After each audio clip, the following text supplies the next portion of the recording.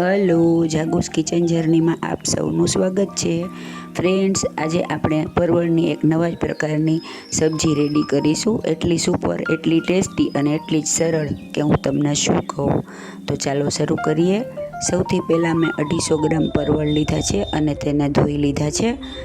હવે ત્યારબાદ આપણે તેને આવી રીતે છરીથી આછી તેવી તેની સ્કિનને કાઢી નાખશું. સાવ આછી કાઢવાની છે, એકદમ જાડી છાલ કાઢી નાખવાની નથી. એટલે તેને પિલરની મદદથી નથી કરવાની. છરીથી આવી રીતે ઊભી છરી કરી અને તેને પાતળિયાની છાલ આપણે રીમૂવ કરી નાખવાની છે.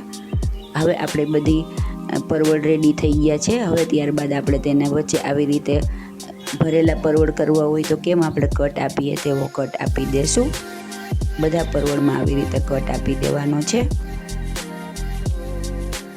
ફ્રેન્ડ્સ, આ સબ્જી આપણે ભરેલી નથી કરતા, તે પણ છતાં ભરેલાને પણ પાછળ રાખી દે એવી સુપર ટેસ્ટી, સુપર ઇઝી બનશે. ત્યારબાદ આપણે 2 મીડિયમ સાઇઝના ટમેટાં લેશું અને તેને એક મિક્સરમાં ફેરવી અને તેની પેસ્ટ બનાવી લેશું.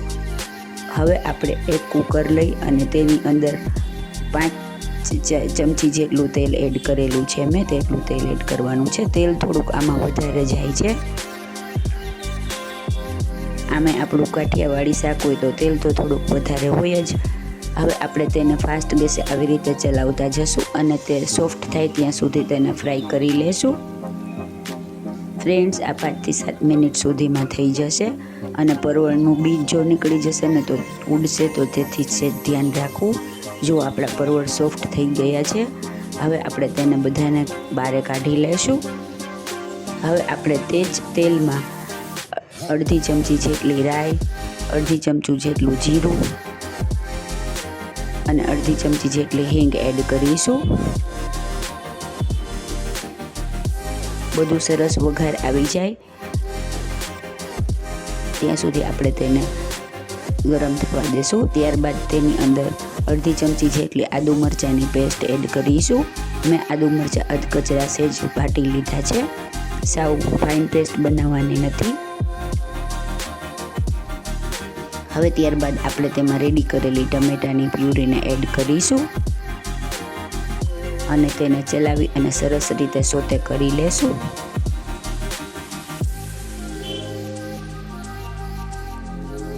ટમેટાની પેસ્ટ સરસ રીતે સોતે થઈ જાય એટલે આપણે તેમાં થોડુંક વધારાનું પાણી એડ કરીશું. આપણે તે મિક્સર ધોઈ અને તે ટમેટાનું બધી પેસ્ટ તેની અંદર આવી જાય તેવી રીતે અડધા કપ જેટલું પાણી એડ કરીશું.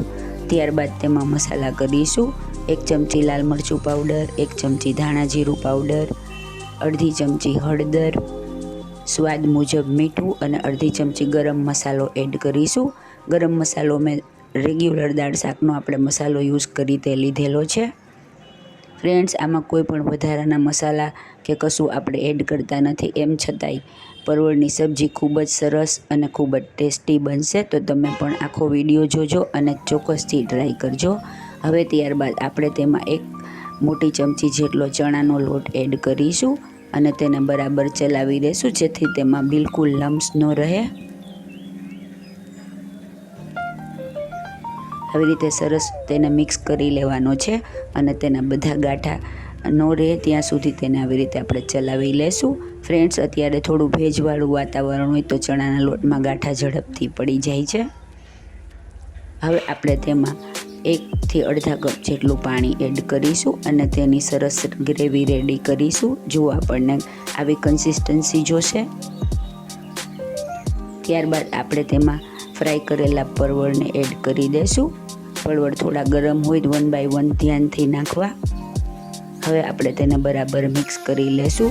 ફ્રેન્ડ્સ, જો તમે મારી ચેનલ પર નવા હો તો મારી ચેનલને સબસ્ક્રાઈબ જરૂરથી કરજો અને બાજુમાં રહેલ ઘંટડી દબાવી દેજો જેથી મારી નવી રેસીપીનું નોટિફિકેશન સૌથી પહેલાં તમને મળે.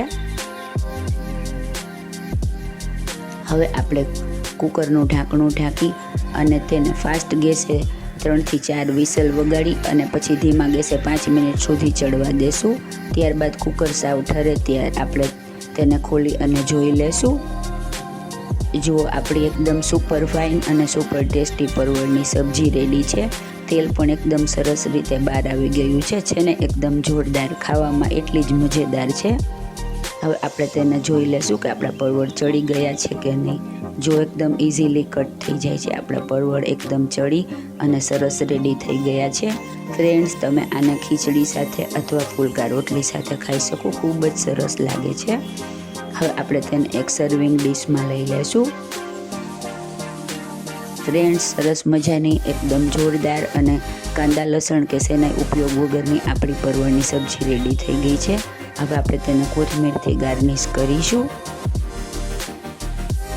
જેને દેખાવમાં એકદમ જોરદાર, ખાવામાં એટલી જ મજેદાર છે, તો તમે પણ ચોક્કસથી ટ્રાય કરજો.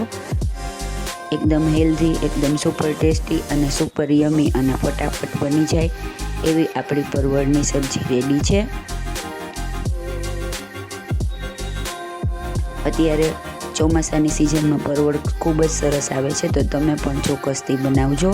ફ્રેન્ડ્સ, જો તમને મારી રેસીપી પસંદ આવી હોય તો મારી ચેનલને લાઇક, શેર અને સબસ્ક્રાઈબ જરૂરથી કરજો. ધન્યવાદ.